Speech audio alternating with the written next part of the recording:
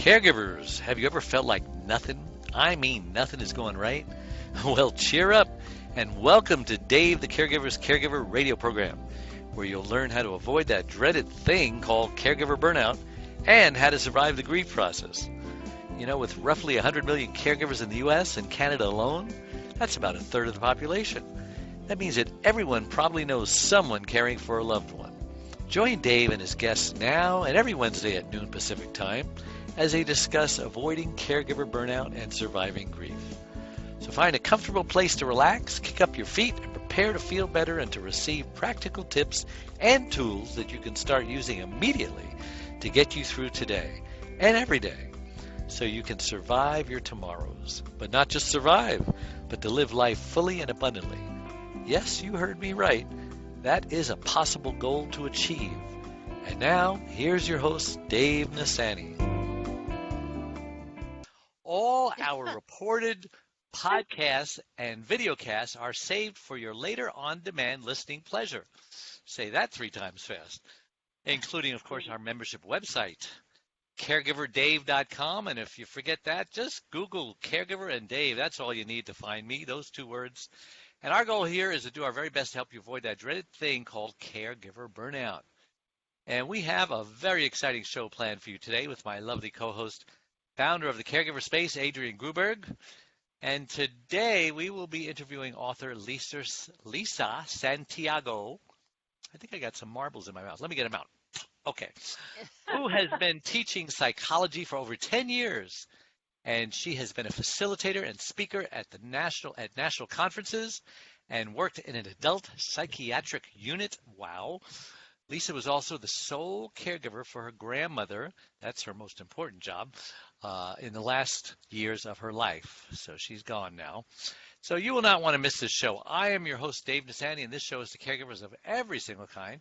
The one thing we know about caregivers is that they are caring and selfless and sacrificial souls, but they have this tiny little problem. They're very prone to burnout because they tend to put everyone else's needs above their own. And that's why 30% of them actually die before their loved ones do, and 60% become hospitalized needing a caregiver of their own. Isn't that sad? Now we can learn something from the airlines. They tell us in the event of an emergency, put your oxygen mask on first before you attempt to help your loved one with their mask. They know what they're talking about. But, I mean, my gosh, what an amazing metaphor for all of life. Take care of you first, not out of selfishness, but out of survival. Now, we also talk about grief and loss here and the devastating effects it can have on us. Anytime we suffer a loss, we go through the grief process. It could take days or weeks or months or years or, gosh, you could never get over it. But we don't want that for you. So if you feel like you're ready to move on with your grief, we can help. Unfortunately, folks, there's only one way out of the grief process, and that's to go through it. So no shortcuts. Sorry about that. Can't go around it, under it, over it. Got to go through it. So hopefully we can help you through your grief and your loss. Hey, I want to take this time and thank my last week's guest, Linda Fostek, her author of Get Off the Worry-Go-Round. And just a reminder, you can listen to that interview and all of our interviews right here on our website, caregiverscaregiver.com or davethecaregiver.com or caregiverdave.com. I've got so many domains and they all go to the same place. So just an update on me. I ought to start getting domains now where everything is misspelled. I think Google spells it right, maybe. So just an update on me, or I should say Charlene and I. We are in New York City, and we've been here for a week, and we just pitched 88 national producers of syndicated national TV, radio, and publications like People Magazine and stuff. And my guest was there with me. That's where I met her. And when I say we, I mean my wife was the biggest hit. She was responsible for helping me get double what I would have gotten if she wasn't there. They just honed in on her and started a conversation with her, not even knowing that she can't speak. But, you know, she's an effective communicator. Who needs words, right, honey? Yep. Then I spoke at NASDAQ, and Charlene was there in the audience, just encouraging me. And we actually both posed in front of the huge Jumbotron in front of NASDAQ, and both our pictures were on there. And it was on, we had 22 minutes of fame, and I gave a quick 22 seconds of fame.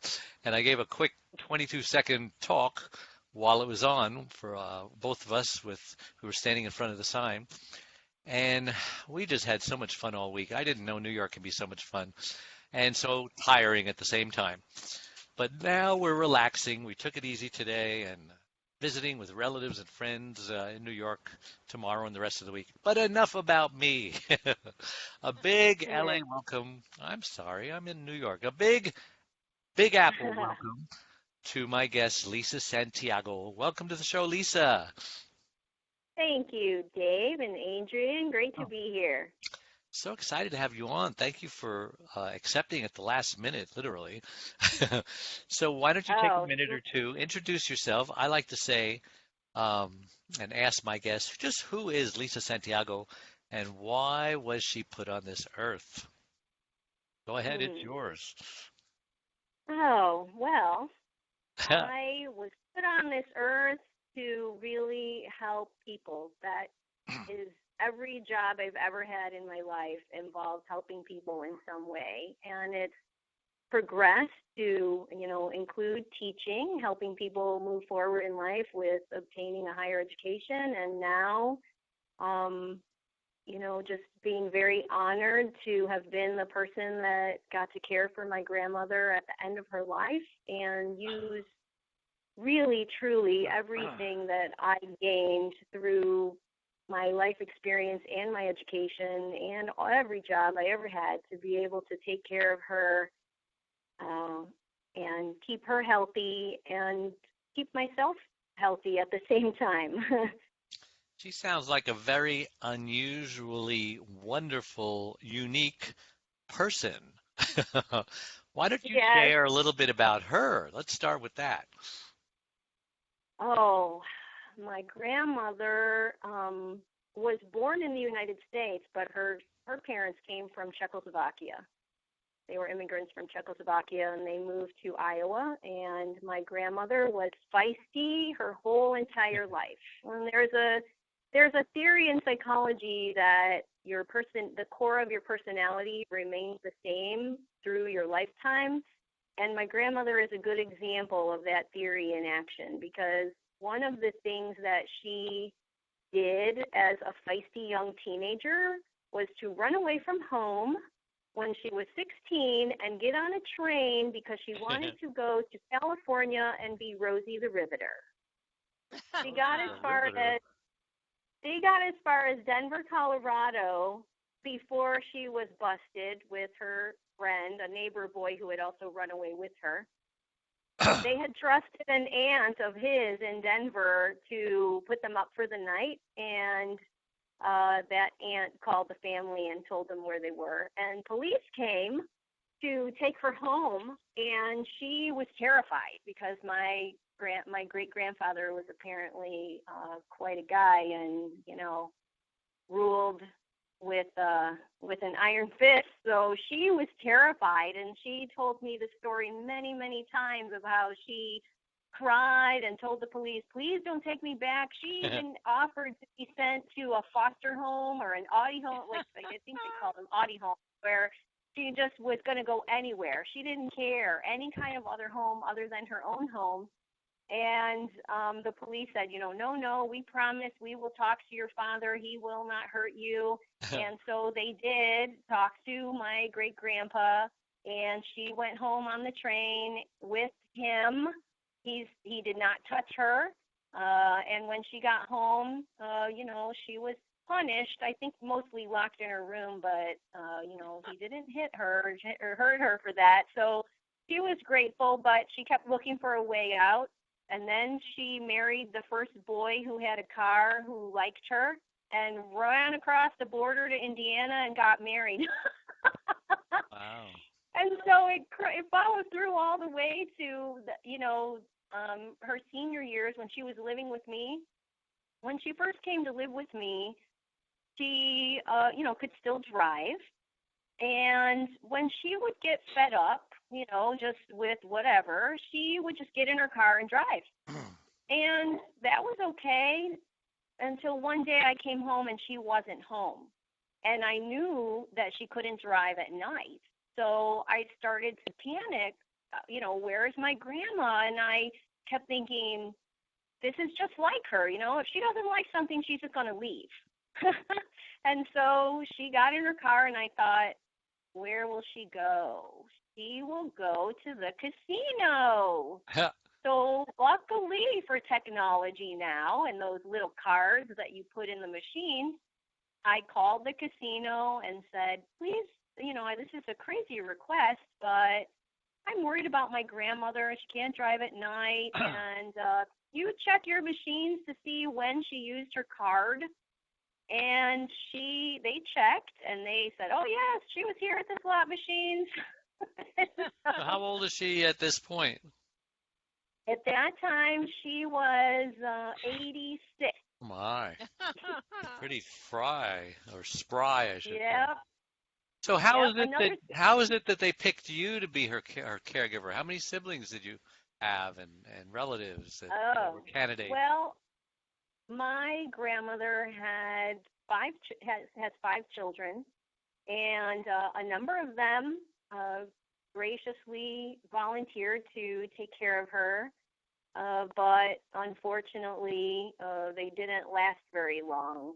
I kept saying, send her to me, send her to me. I'm trained, and I know what's going on in her brain. And they said, no, you have so many jobs, and you're teaching, and we're retired. We can do this. And so they tried, and my poor grandma kind of bounced around among different homes. She even moved to California for a while to live with my mom, and then she bounced back to Iowa. She lived with some cousins for a while. And again, the core of her personality kicked in there. She ran away and hitchhiked. She hitchhiked from that home to Czech Village, her favorite place. And that was pretty scary. After that, they were like, that's it. We can't take her anymore. And everybody kind of gave up after about 3 or 4 months until she finally, happily, I was happy, she ended up with me. So that was good. Everybody tried. I have to give them credit. It's a very hard. It's a hard job. Yeah. Your book focuses on quick tips for caregivers. What's one of the most powerful tips that you can share with our audience, since you're the expert? Yeah, one of the most powerful tips, I believe, and I call this among the most powerful tips because it's something that came to me as I listened to my mom and my aunts and everybody who had tried to take care of my grandmother, in how their version of care was taking care of her as if she couldn't do anything for herself. And thinking, if I tell you what to wear, then you don't have to think about it. If I tell you what to eat, you don't have to think about it. If I tell you what to do, you can relax. And really, in psychology, you understand that people are happiest when they have a perception of control. And one of the things that I was able to put in place very easily because of that understanding was to allow my grandmother to have control over as many things as possible in her life, and at least, perceive a sense of control. So, there's a chapter that I call, give control to gain control. And a very simple example is in the morning when it was time to get dressed, I would put 2 outfits together and say, here, Grandma, here's 2 different outfits. Which one would you like to wear today? And she could choose. Another one was with eating. Maybe there's other people who are caring for someone and they get to a point where they don't want any real food anymore. My grandma wanted ice cream all the time. Do we have ice cream or chocolate? And I would say, well, yeah, but, we have to eat real food first. And I would put the food on the plates and, she would look at it and feel like she didn't have control. So I learned to at least give her a choice. If I could, have a choice in vegetables, well, you can have corn or green beans. Which one do you want? And then I would make whatever she wanted. Then when it was time to actually eat, she really didn't want to eat a lot, and so I would give her the same, I would put the same amount of food on these plates, and she always said, that's too much, that's too much, that's too much. So I started to put the same amount of food on two different plates. One on a dinner plate that was as large as possible, and the other amount of food, equal amount, on a salad plate. And I would show her both and say, okay, here's 2 plates of food. Which one do you think you can eat in order to have ice cream? And then she would pick, the one on the salad plate because it looked visually like a lot less. And she felt really good. She felt like, ooh, I'm getting the plate with less food. And she was really happy about that. So just choices, even, days when she had to take a shower and wash her hair, never wanted to get wet. She would always ask me, do I have to get wet? And I would say, yes, it's a shower. You have to get wet. And she would say, do I have to wash my hair? And then I would ask her. So I would kind of let her feel like she had a choice here. I would say, well, if you can remember the last time you washed your hair, you don't have to wash your hair. So when was the last time you washed your hair? And of course, she didn't remember. And I would say, well, I guess that makes the decision. You get to wash your hair today. So she had dementia, right? Yeah, she was diagnosed with Alzheimer's. They're related. So it progressed. It progressed at the end pretty severely. Yeah, but giving her choices so that she could feel and really, have some amount of control in these little things that they seem little to us, but when you've taken all that away from somebody who's been independent and, bought their own home and drove their own car and, was able to travel to other countries and survived, the war, a world war, it's just... Yeah, they become like a child again, don't they? Yeah. And then they have those moments of clarity where they do remember, and then those clarity moments lead to sadness. So yeah. I think, giving them as much of a sense of control for anything that they can do is extremely helpful. And it made my grandmother so much happier. And then that made our whole home happier. She could smile and feel good. Well, you're a smart lady. What do you have, a master's and a PhD? I have a master's and an educational specialist degree. So it's a PhD. I didn't do a dissertation. So is that called a doctorate? I'm kind of unfamiliar with that. Anyway, you're a smart person, is what I'm saying. What well, thank did you. all of the training you had? Was there stuff that they didn't teach you that your training was lacking in for caregiving? Oh, surprisingly, I was quite surprised that yes, I really did think I was fully prepared to handle anything that came my way, and I was surprised many. Yes, I was so silly, and we all are. Why I have all of this to try and help people because, wow, I was blown away. Probably the worst surprise, there was lots of surprises, but the worst one that really floored me was a morning that I had a number of jobs. I was still working and teaching, in the psych unit, and I thought I could keep doing all these things and care for my grandmother, so I was really stupid. I came downstairs one morning. Yeah, and this was when my grandmother really had quite a good amount of her faculties still about her. She was able to up and use the restroom, do all these things by herself, get snacks by herself. So it was right at the easiest time of this entire process. But I came downstairs in the morning and I smelled something really bad. And I thought, I have 3 shepherds. And I thought, oh no, the dogs had an accident and hopefully Grandma didn't step in it.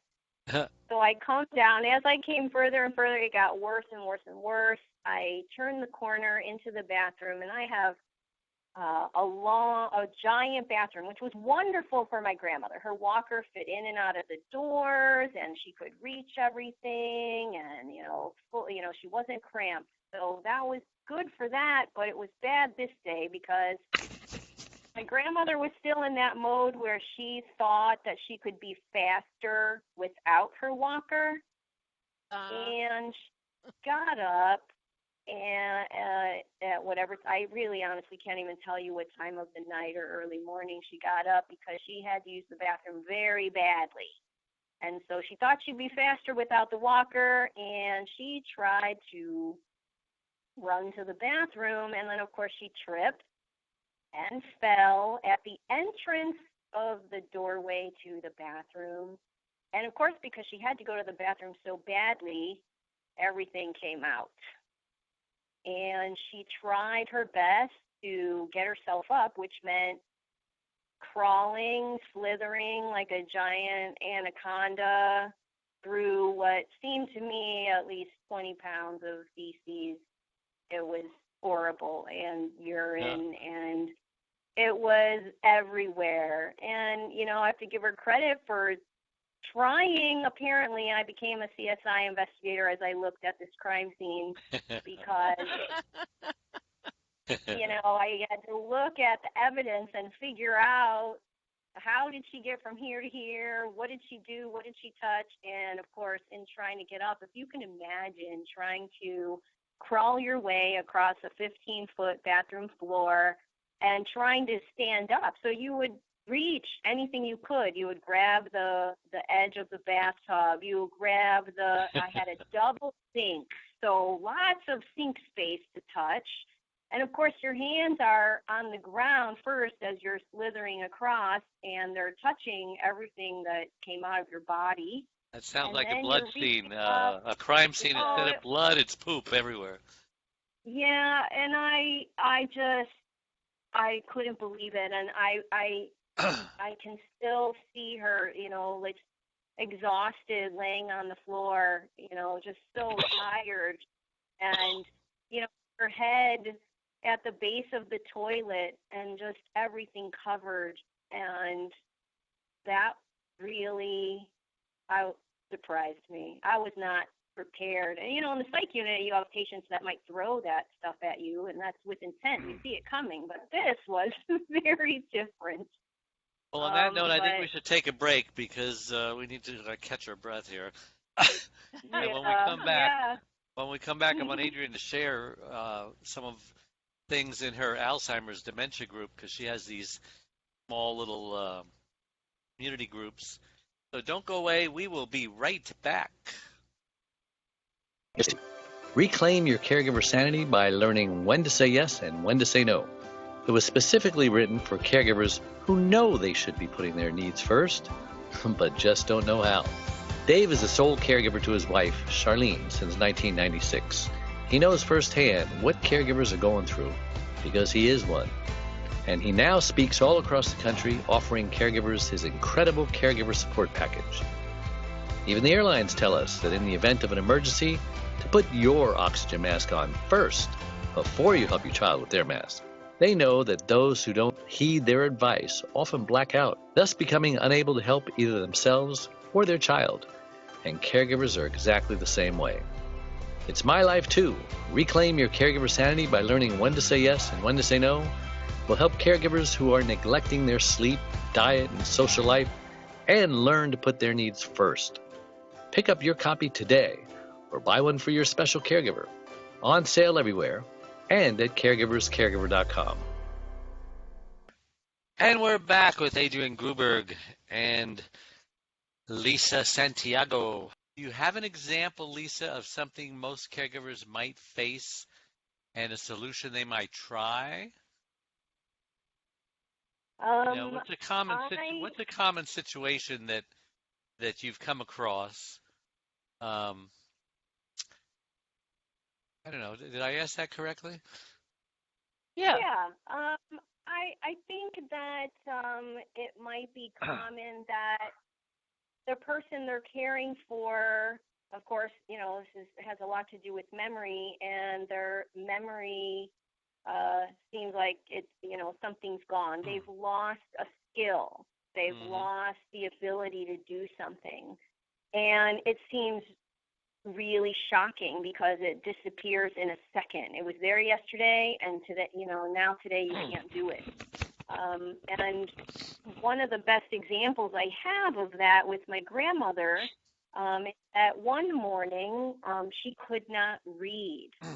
One of the things that I had in place, and this is kind of a stupid thing that I did, I bought a refrigerator that the whole door was a dry erase board. And I say I was stupid because I could have just bought a dry erase board and hung it up. I didn't have to buy a whole new refrigerator. So duh. What'd you do with the old one? I think I gave it, I recycled it, took it. So I had that refrigerator with the dry erase. The whole front was a dry erase board. It was lovely, but like I said, I was silly. But on this refrigerator, I would write every day the things that were going to happen for my grandmother so that she could kind of get in the habit if she forgot. If I was going to work and I had another caregiver coming to feed her lunch, it would say, Paula will be here for lunch and play games with you. So she would know, okay, somebody's coming. Well, and in the morning when she would wake up, as we, as she was walking to the bathroom, I would always say, okay, why don't you read the refrigerator and tell me, what's going on today? And every day she could read it. Oh, this morning I'm having breakfast with you, and I'm going to have lunch with Paula, and then you're going to be home in time for dinner. And, she could read these things. So one morning she just stood there and stared at it. And I said, okay, I'm waiting. And she said, I can't read it. I don't know what it says. And I thought she was fooling around. And I was like, come on, just read it. So, we can move on with our day and you can have breakfast. And she said, I can't. I said, you can't sound out the letters? And I went and I pointed to the letters like you would, for someone in kindergarten, or like, sound it out. Do you even know what the letters sound like? And she really was stumped. She actually, and it kind of surprised me. I thought, oh no.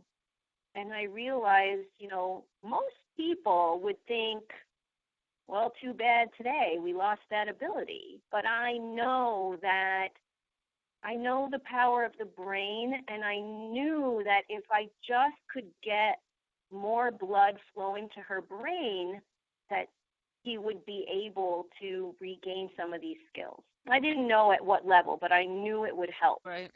So, it was when I've told this story to other people, at first they think, you're so mean, because it was raining outside, and I knew that I needed to get, blood flowing to her brain very quickly, almost like with intense exercise. So I said, okay, your brain needs blood. We are, you can read. I know you can read, and you're gonna be able to do this. We're gonna get blood to your brain, and we're gonna go for a walk. And she looked outside and she said, but it's raining. She said, that's fine. We can do it. We won't go far, I promise. And I bundled her all up, got her head covered in her favorite babushka, and had an umbrella, and we had to go down about 5 stairs. And I had her walk about 10 feet to the driveway and turn around and come back and go back up the stairs. And when she got inside, I, took her out of all those wet things and said, okay, what does it say? What's going to happen today? And she read it with ease. Wow. No, she didn't skip one word. It was what perfect. a great tip. It is a great tip. So Never would really have thought getting that. the blood flow to the brain. It really was. It's so powerful. I wish I could have had it on a videotape. It sounds like magic. But So did you ever mention really that to the doctor? Is there a scientific reason for that? Yeah, blood of the brain. No, it was just putting together the pieces that I know, and I teach in psychology about, how amazing the brain is, and using that where I know, had my aunts, and the other caregivers encountered that moment, they just would have been frustrated and said, oh, darn it, now we lost another skill. Yeah, doctors are always saying, oh, well, once you lose it, it's irreversible. You can't get it back. And so I was just wondering what they had to say about that, Like, all the blood, like my wife's stroke, it's been 22 years. All the blood to her brain isn't going to help, the connections that aren't making connections anymore. So I was just wondering what those skeptical doctors would say about that, because that's unbelievable. Yeah, it was really powerful. And I think now, doctors do know that the brain, there's something that's called brain plasticity, which means essentially that your brain is constantly regenerating. I know a long time ago they used to say that when something died, that was it in your brain, you were done. But I've used this idea, this research, many times with my grandmother, not just with getting the blood flowing to the circuitry that already held the knowledge of being able to read, but I actually used this theory to help my grandmother relearn how to wipe herself when she went to the bathroom, because she actually really lost that skill. And when I, told my family members, no, grandma forgot how to wipe herself. She just, she'll sit there and look around and, kind of reach with her hand, and you have to go, no. And I said, and they all said, well, that's it. You lost that. You're going to have to use the pens now. And, too bad. And I said, no. She could live for another 5, 7, 10 years. And she doesn't need to live that way. I know she can relearn this. We're going to build new circuitry. Her brain can regenerate, make new connections, new neural connections. And how did you do it? With every caregiver that helped her at any time, we had a system where she would never go to the restroom alone. And we would go in with her, and every single time that she was done, say, okay, now it's time to wipe and stay dry. You grab that toilet paper and, you wad it up, and we would give her the directions the same way every time. And it took about 3.5 months before she was able to do it again on her own. It's amazing you didn't give up, because that'd be easy to say, oh, she's not going to get this. How long would you have gone before you gave up? I probably would have gone about 6 months, mainly because I know in an elderly system, physiologically, cell reproduction is slower than it is when you're younger. And so I probably would have given it 6 to 8 months to regenerate, to rebuild. So these stories are amazing. Are these in your book? Yes, some of them are. We did not give the name of the book. Oh, yeah, that's a good tip. The name of my book is Alzheimer's: Quick Tips for the Caregiver Living with a Wild Raccoon. I have your flyer, but I don't think I have that name. Yeah, is it published? It's all published? No, I actually gave it to a number of my friends who were coworkers and colleagues, and they had some ideas, and I felt that it was really important for me to add another 3 sections before I had it published. So it's in its final editing stage. Yeah, it'll be available in about 10 to 12 weeks. And the name again is what? You can do pre-purchases. Yeah, Alzheimer's. Contact Amazon and tell them you want to start pre-purchase. Give them a date. It's going to be available, and that's a great way to promote it today. Oh, I didn't know I could do that. Yeah. Well, I have a Yeah. question. What is your question, Adrian? With the relationship that you had with your grandmother and the expectations that you held out so much hope, did the time come when she ceased to recognize you and as she started to lose more and more things, how did you handle things once you couldn't come up with a solution, or didn't that happen? I honestly cannot remember not coming up with a solution Wow. other than, at the very end when she really did lose her will to live and she was in bed. Mm-hmm. That I didn't have a solution for, other than to watch her and do everything I could to make her comfortable. I wish I had a solution that I could have given her the will to live, regenerated that desire, yeah. but I couldn't do that. And Why did she lose her will to live? I think she had enough moments of clarity that she realized, that this was her life. And she really was so independent that not being able to drive anymore, not being able to just, get on a plane and go to Europe or, visit her friends or go play bingo whenever she wanted. I think those moments of clarity were almost, it was a double-edged sword. She was aware that her she had quality of life was suffering. Exactly. And I think that she finally just, said, I'm done. And, and Adrian, to answer your question about, were there times when she didn't know who I was? Yes, there were many, many, many times.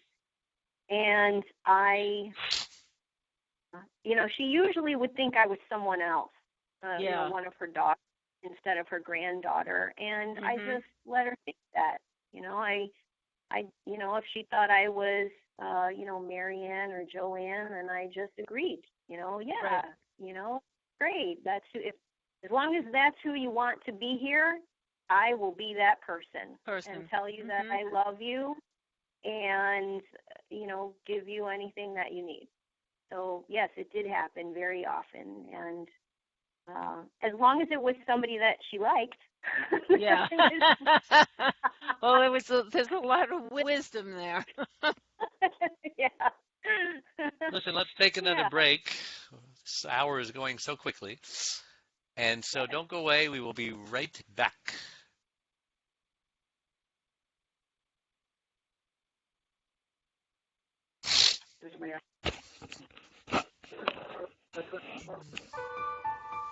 Anytime we suffer loss, we grieve. And a lot of people don't realize what even the grief process is. But it could be 5 to 7 steps ranging from denial, I don't believe this is happening, anger, oh my gosh, I'm so upset this is happening, to a form of bargaining, how can I get out of this, to depression, which is a very serious thing because that often leads to suicide.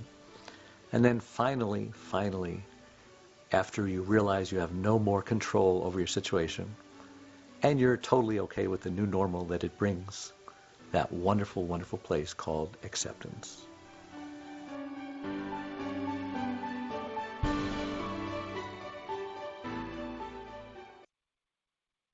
Being a caregiver takes a special person with passion and compassion. But even you can become a little burned out from time to time. The Caregivers Caregiver radio show was developed to help you overcome obstacles, adversity, and burnout, as well as just having a place to rest, relax, and recharge your batteries. We've all been there, and you're not alone. Now, you can take the Caregivers Caregiver with you. Get the top 25 radio shows in convenient form that plugs right into your USB car stereo or computer. Learn the techniques, tips, and encouragement we all need to better handle the day-to-day challenges. For around $1 per show, just $29.77. Get the credit card-sized USB card to have with you anytime you need a Caregiver's pick-me-up. Just go to DaveTheCaregiversCaregiver.com and order yours today. Go to DaveTheCaregiversCaregiver.com now. Consider it an investment in you, and ultimately, an investment in them. And we're back with Adrian Gruberg and Lisa Santiago. And before the break, we were talking about some stuff, but I wanted to ask you, sometimes caregivers are accusing their loved ones of being manipulative. Is that a valid criticism? I mean, are they really smart enough and shrewd enough to manipulate? Or what are your thoughts on that? It was one of the things that drove some of my other family members a little insane. And they were constantly insisting that she's manipulative. I can't take it. She knows what she's doing, and she's just doing this to make me crazy. And I said, no, she's not. She is not doing it to make you crazy. If she's asking you 10 times, she really doesn't remember. Or she really wants to double check before she takes this piece of candy so that you don't get angry. She's asking because she doesn't want to hurt you or make you angry. So it's not manipulative. It's, I thought on my grandmother's part, asking sometimes, can I have this piece of candy or can I eat this piece of fruit? Was just checking, and again, partially this, having this awareness and, these moments of clarity, realizing this isn't my house, this isn't my kitchen, so I'm going to ask before I do these things. But it made some family members really nuts. Why does she keep asking me? I told her she should just take it. Like, okay. So I don't really think it's manipulative. I was caregiver to my mother-in-law and my mother. Neither had dementia or Alzheimer's, and without it, they were very manipulative. Oh. And they really knew how to work it. They knew how to work every frailty to get as much from me as they possibly could. And that was not fun. Despite all the psychology that I had at my fingertips, I mean, my sister-in-law came up with, you have to treat your mother like she's a patient in an asylum. You just have to say yes and just agree with everything. Don't take the bait and just say yes and do what has to be done. And that was a good tip, was just say yes and do what you got to do. Yeah, and I there were moments where I think from the outside looking in, people would say, yeah, your grandmother was manipulating you at that point. And one really clear example is, as I mentioned, I have 3 shepherds. And, of course, they loved Grandma because Grandma could sneak them food.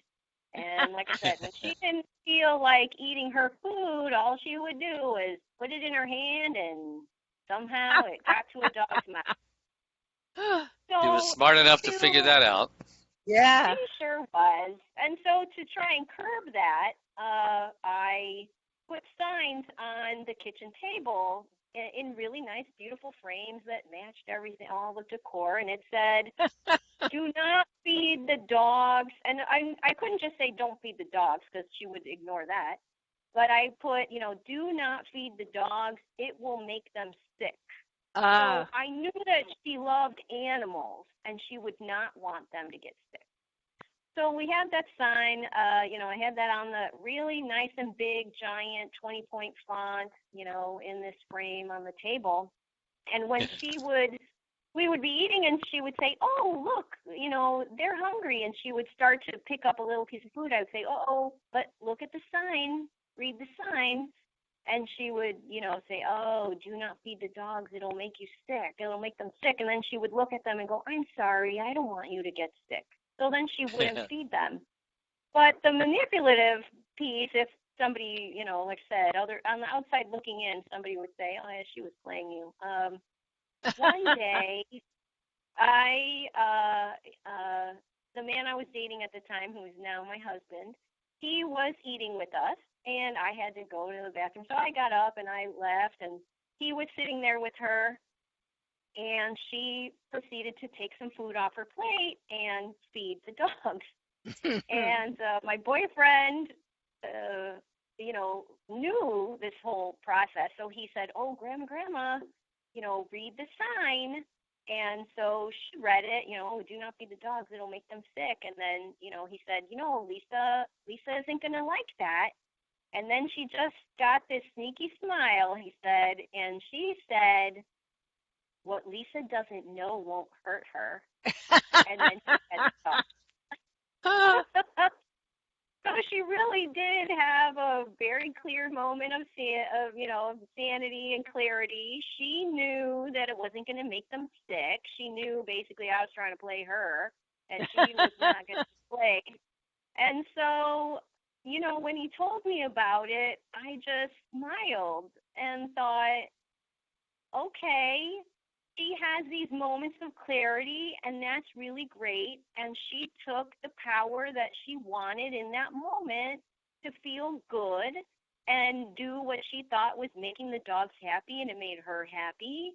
And it's really even if I would encourage people to not lean towards the side of believing it's manipulation, but try and remember all the things that have been taken away from this person, all of their independence, everything. And we're telling them what to do and when to do it and how to do it. And if they take a little bit of these moments of clarity and it feels like manipulation to you, well, try and let that go. We're not dictators. This isn't a power trip. We're doing this out of love. And if you can remember that, then just smile when that happens, because that is a really beautiful moment when they had enough clarity to do what they wanted and get it however they felt they were able to. And that's how I choose to look at that moment. What Lisa doesn't know won't hurt her. I just smile about it. I laugh about it now all the time. Okay, Grandma, you got me. Parents are tempted to stick their kids in front of the TV set. And I know with Alzheimer's patients, there's so many similarities that they're being, you treat them like a 2-year-old or a 5-year-old or 6-year-old. Any temptation to stick Grandma in front of the TV set and be her babysitter?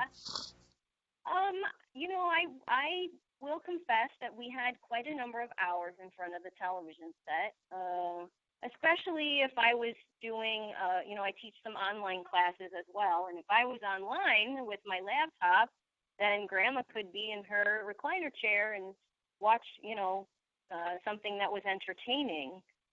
But what I learned, there was a time that I had another caregiver there.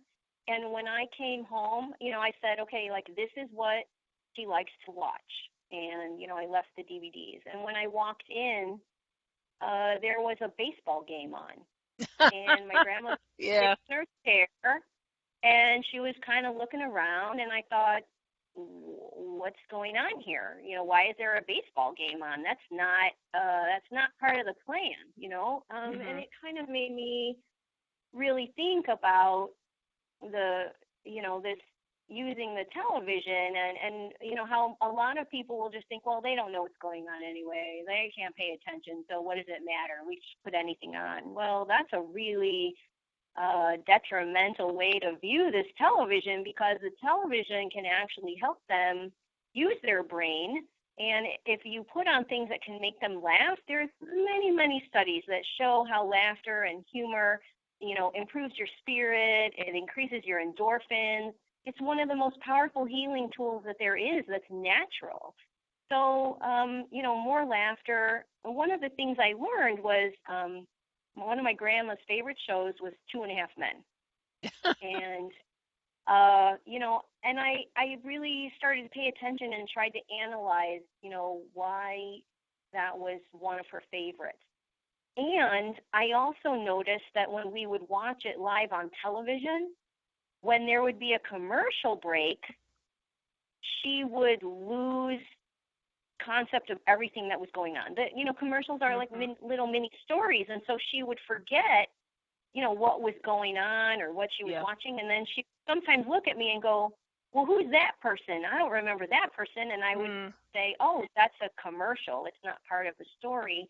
And so I learned that, number one, the best things for someone with Alzheimer's or dementia or a short attention span is to choose things that have little bits of information that can be gathered in a short time. So 2.5 Men has these quick moments of humor. You understand that, there's something funny going on. Even if you didn't watch the beginning to the end, you can watch a clip and laugh. And so things like that are really, really, really helpful. The other thing I learned was I started to just buy the DVD sets of those shows so I could put in a DVD and there were no commercials. So she could follow along in the longer storyline on days when her brain was able to do that, and that was helpful as well. And then I started buying DVD sets of things that were from her generation and things that she liked, and that was also really helpful. Dick Van Dyke Show, Little Rascals, I Love Lucy, all of those were really, really great, and she could laugh. And if she had it in her, on any given day, if her brain was capable of following the entire, segment from the beginning to end, that's great. And if not, there were still these moments of humor and laughter that she could understand. So, Stevie's not a caregiver, but I think if you're going to have your loved one in front of the television, that those are things to definitely keep in mind so that it's helpful and not hurtful. Did music have a specific effect on her? Was she receptive to that? Yes. Oh, music was so powerful. And this is in my book. I bought some Czech polka music because my grandmother spoke Czech fluently. She taught Czech school every summer for 24 years in Cedar Rapids, Iowa, which, I think is the longest, I think it has the history of the longest running Czech school in the United States. And I don't speak Czech, not one word. I don't know anything. But I thought, she loved polka music. She loved to dance. And so I bought about 4 or 5 different Czech polka CDs. And I would play them at breakfast. And I actually found one that was my favorite, but please don't ask me the title because I could never say it. But I played these at breakfast, and it was very magical. It would take my grandmother back to being a young girl when she lived with her grandmother during the summers. And she would talk about, some mornings she would know that she was, with me having breakfast, and she would tell me stories about growing up, spending summers with her grandmother in Iowa and how, they didn't have a lot of money and they would, go to this area and, pick flowers to put on the table, or they would go to some place and pick up metal so that they could sell it, have it weighed and sell metal. And she had all these really wonderful stories. and it was so clear, these memories. You know, a lot of times the, memories from childhood are crystal clear, but Mhm. she wouldn't think about that in any other time except when she heard that music. It Yeah. brought, that back. And then sometimes she would think that she was very young again. And Mhm. she would, she'd eat and she'd listen to the music and she'd sing and she'd tap her toes and she was, ready to get up and dance. And then she would look at me across the table and say, "Do you think you can take me to see my grandma today?" I'm sure she And was young in her mind. Yeah. she was They go really backwards. young. The first time she asked me that, I was, taken a little bit aback, and I said, "Do you know how old you are right now?" And what did she say? No. And she said, "No." And I said, A lot of at times that they point, will answer. They'll say, "I'm 12" or something like that. yeah, I was waiting because I really wanted to know at what age she thought she was. And, unfortunately, I asked her, "Do you know how old you are right now?" And she said, "No." And I said, "You're 88." And she went, "What?" No way, I'm not that old. I said, "Yeah, I really think you are." She was like, "No, I can't be." And I said, "Well, yeah, I really think you are." And then she said, "Well, okay, but can you take me to see my grandma?" Anyway. Yeah. Thanks for telling Listen, me we've how got old I am, enough. but I really We've want got enough to. stories to talk another hour, but unfortunately, we've run out of time. It goes so fast, doesn't it? When I tell a guest Yeah. they're on for an hour, she says, "Oh my gosh, how am I going to talk for a whole hour?" But as you see, it goes very fast. So why don't you give some information, Lisa, how someone can get a hold of you or pre-order your book? Oh, thanks. I will contact Amazon and make sure people can pre-order the book. And the title is Alzheimer's Quick Tips for the Caregiver Living with a Wild Raccoon. Because I know that all caregivers know that feeling that you come downstairs and it seems like a wild raccoon was in your house. I have an email address. If people are interested in emailing me for any reason, questions, I will certainly respond. It's alz, A-L-Z, care.santiago @gmail.com. So alz.care.santiago @gmail.com. I would be happy to help Assuming everybody anybody. knows how to spell Santiago. Santiago.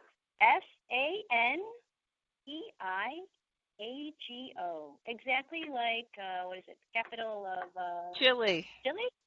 Chile. Capital of Chile. Exactly the same spelling, yes. And just a reminder that the title of this is something about one time your mother thought that the poop was chocolate, and so that's why we call this what we did. Oh, this segment. Yes. Yes, dog poop is not chocolate. Yes, that was the morning when the dogs actually were the ones who left presents in the bathroom. In the Not bathroom. Grandma. And We then left out that Grandma little part. Grandma walked in and thought that she was left a great gift of chocolate on the floor. Did she actually eat any? Oh, she picked some up, and there was a piece laying on the bathroom counter that had a bite taken out of it. Oh. Okay, that's enough of that. That is not good. TMI. Adrienne, how do we get a hold of you? Well, it's Adrienne, ADRIENNE at thecaregiverspace.org, and thecaregiverspace.org is the website, and all of our social media posts, links are at the bottom of that page. That's great, and thank you again for tuning in. Thank you for coming on, and we will see you again next week, everybody. And God bless you, and bye-bye.